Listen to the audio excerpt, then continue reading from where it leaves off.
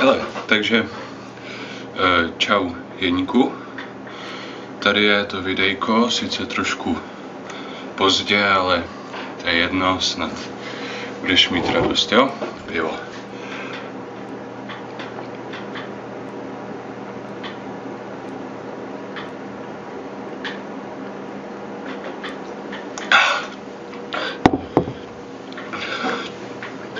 Fuj, ne, hnus.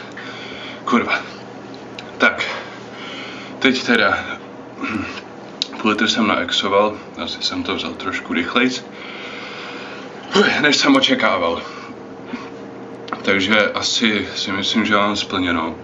Ale, jelikož, no, to je jedno, mám splněno. Ne, kecám. Jelikož je to trošku se zpožděním, jo, tak jsem se rozhodl, že pro tvoje potěšení vypiju ještě druhý. A aby toho nebylo málo, tady takhle našel jsem nějakou, co to je, domácí kořalka.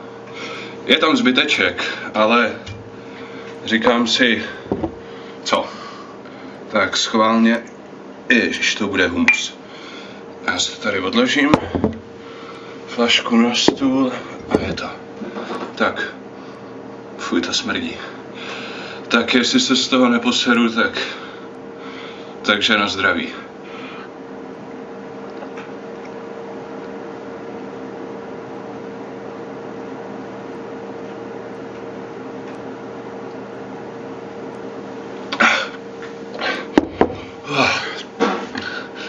Kurva píča. Tak, to je na moje plíce zlo. Takže hotovo.